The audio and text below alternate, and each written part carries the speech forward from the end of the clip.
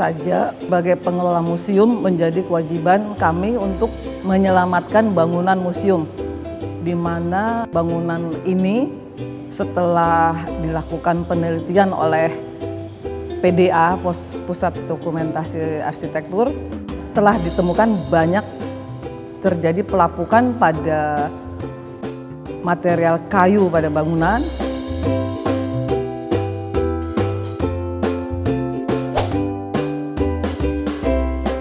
Kemudian juga pada plester dinding bangunan, yang akhirnya memang perlu segera penanganan konservasi untuk bangunan Museum Sejarah Jakarta. Untuk itu, Museum Sejarah Jakarta tutup total sejak tanggal 15 Oktober 2014 sampai dengan pekerjaan ini selesai.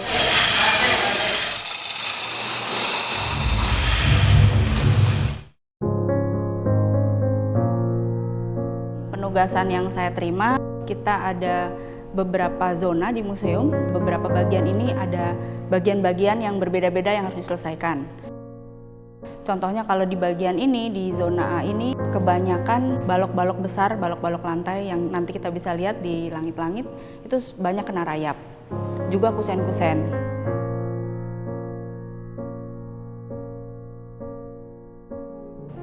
Kemudian untuk bagian luarnya, bagian cat itu banyak yang dikelupas karena kondisi waktu akan dimulai itu memang catnya sudah belang-belang, jadi warna udah nggak sama.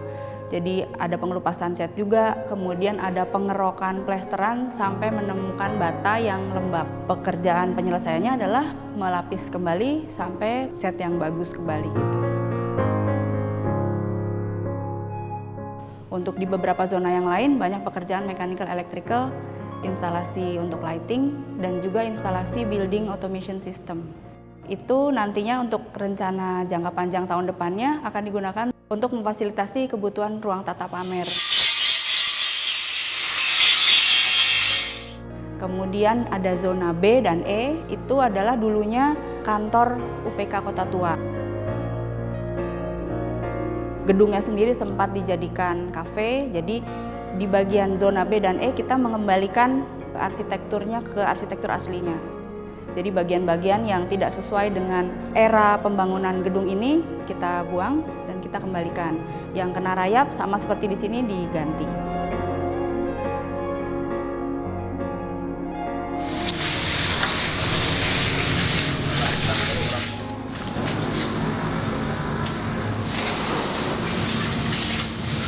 Dan untuk yang zona B dan zona E, karena itu kan seperti L gitu bentuknya, juga banyak terjadi terkena rayap, itu terutama di bekas UPK, yaitu Kota Tua, UPK Kota Tua.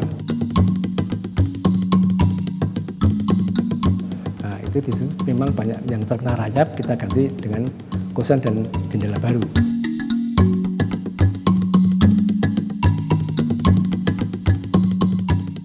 Angsal-angsal pun demikian.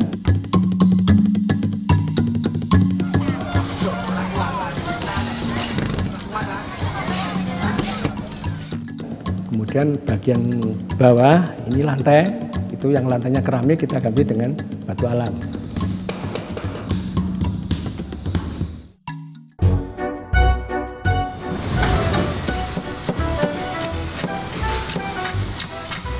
Kemudian di zona D ada penggantian plafon dan reng dan kaso di bagian atap yang juga sebagian besar karena kena rayap.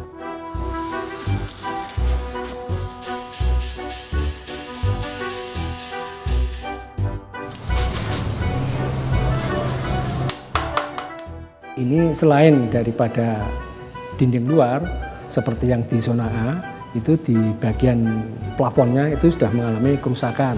Itu karena kebocoran lama, itu kemudian kita ganti dengan papan jati tebal 4 cm.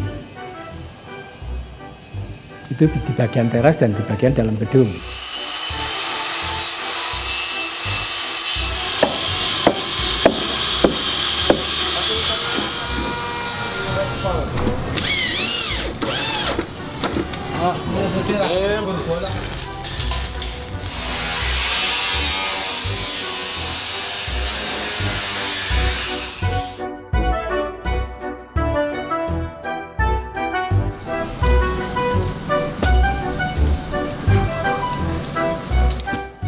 ya, kalau konservasi kadang-kadang ini sebuah proyek yang unpredictable.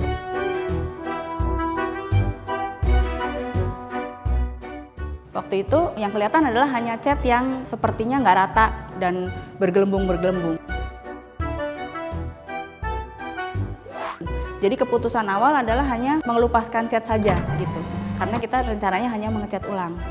Ketika sudah dikelupas catnya, ternyata di bagian aciannya kita temukan bahwa banyak spot-spot kelembaban. Spot lembab itulah yang menyebabkan catnya nggak rata warnanya.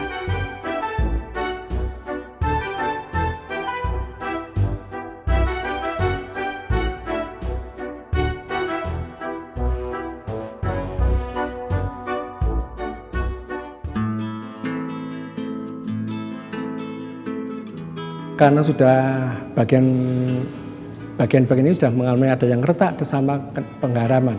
Karena kita tahu bahwa Museum Sejarah Jakarta ini dekat dengan laut, sehingga bata-batanya yang bagian dalam itu sudah kena penggaraman.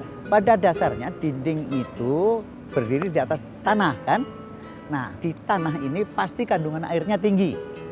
Terjadilah kapilarisasi, rembesan ya bahasa Indonesia, perembesan ke atas. Kalau permukaan tadi diplester dengan cat yang akrilik, dia akan berhenti di belakang cat tadi. Terjadilah cat itu mengelupas. Untuk itu, maka bagian-bagian yang plesteran dindingnya itu sudah mengalami keropos dan retak-retak, ini kita kupas sampai ke bagian daripada kelihatan batanya. Kemudian kita plester kembali dengan ini plesternya itu adalah dari Keim, itu produk dari Jerman.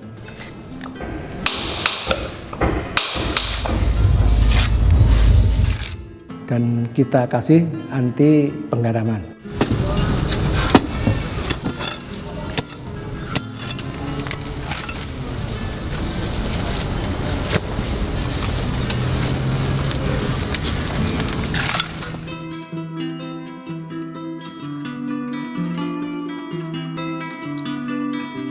Salah satu cat yang harus kita seleksi, yang harus kita gunakan adalah catnya harus bernafas atau breathable. Jadi kalau bernafas itu tidak akan berbahaya. Kalau catnya tidak bernafas nanti akan terjadi akumulasi endapan kristal-kristal garam di bawah lapisan cat itu, karena kering lembab terus akan mendesak lapisan cat sehingga terjadi pengelupasan. Oleh karena itu salah satu persyaratan utama dari cat yang kita gunakan harus punya sifat bisa bernafas atau yang secara teknis dikenal dengan istilah breathable painting. Jadi semua bahan yang kita lakukan, yang kita adakan, kita buat mock-up dulu, kita mock-up dan kita bicarakan secara teknis dari persyaratan-persyaratan teknis yang ada, dan itu telah memenuhi syarat, itu baru kita approve dan untuk digunakan di lapangan. Kendala utama yang dihadapi dalam konservasi di tahun 2014 ini yang merupakan tahap ketiga, terutama dengan ketersediaan bahan. Jadi ini bahan-bahan itu dengan alokasi waktu yang ada, ini kita berpacu dengan waktu, karena waktu yang tersedia itu hanya kurang dari 3 bulan. Sementara juga bahan ketersediaan bahan-bahan kan harus nyari ada yang di Blora, terutama kayu, juga catnya dari Jerman. Segala itu kan juga perlu waktu dengan pengaturan waktu sendiri. Jadi terutama kayu, karena kayu juga merupakan komponen yang utama, yang banyak kita ganti, yang sampai sekarang ini sekitar 42,45 meter kubik kayu yang dibutuhkan. Kita survei apakah kayunya memenuhi persyaratan atau tidak. Dalam arti dari sisi kekeringan, dari sisi kekerasan, dari sisi kualitasnya, dan juga dari sisi jumlah yang ada. Jadi ternyata kita lakukan survei di dalam Lurah, dan itu ada satu tempat yang cukup bagus, artinya dari sisi ketersediaan bahan kayu dan kualitas kayu itu cukup memenuhi syarat, jadi dari kelas 1. Nanti kan mereka ngirimkan sudah dalam bentuk desain sesuai dengan kita minta. Setelah dikirim sampai di sini, kita adakan pengecekan lagi apakah ada bagian-bagian komponen kayu yang mengalami cacat atau tidak.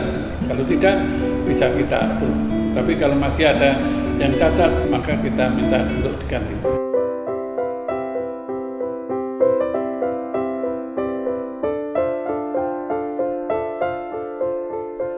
Museum Sejarah Jakarta untuk tidak mengecewakan pengunjung museum, tentu saja selama proses pekerjaan konservasi bangunan pada seluruh dinding bangunan kita lihat kita buat backdrop, giant backdrop, dan ini mungkin pertama kali ya untuk museum, bangunan museum dikonservasi kemudian ditutup secara rapih dengan giant backdrop. Jadi bisa kita lihat giant backdrop tampak dari samping maupun dari muka seperti tidak terlihat bahwa bangunan ini sedang dikonservasi. Jadi pengunjung masih tetap bisa berfoto-foto ria di depan bangunan. Ya, jadi selain aman buat pengunjung, itu ternyata memberikan tampilan yang baik, rapih, dan terbukti saat ini banyak kegiatan event-event yang diselenggarakan di Taman Fathahillah tidak terganggu dengan pekerjaan renovasi atau konservasi museum. Ini salah satu persyaratan yang harus dipenuhi dalam perawatan bangunan. Satu proyek bangunan itu harus dilindungi terhadap pengaruh publik. Jadi supaya publik tidak bisa langsung menyentuh atau tidak bisa langsung masuk dalam bangunan supaya tidak terganggu, pekerjaan juga tidak terganggu. Itu dibuat semacam yang pelindung, jadi yang sifatnya itu di luar bangunan, tidak melekat pada bangunan. Kalau misalnya pada proyek-proyek biasa itu dibuat pagar keliling, sehingga orang yang bekerja di dalamnya tidak terganggu dan orang yang lewat juga tidak terganggu.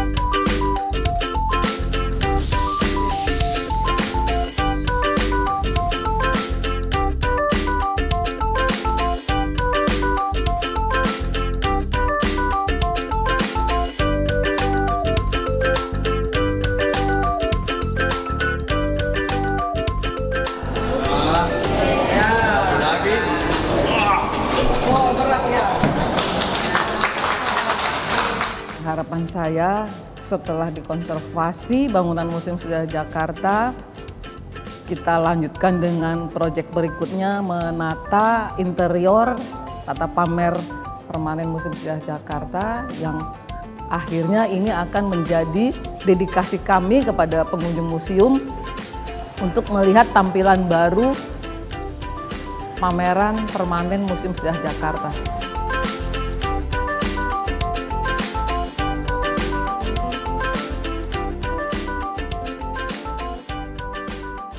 Jadi kita harapkan nanti setelah proyek konservasi ini selesai, perawatan tetap dilakukan untuk menanggulangi permasalahan-permasalahan agar tidak terakumulasi tahu-tahu sudah rusak, itu tidak. Tapi perawatan periodik itu menjadi bagian dan persyaratan penting yang harus dilakukan oleh pemilik bangunan ini.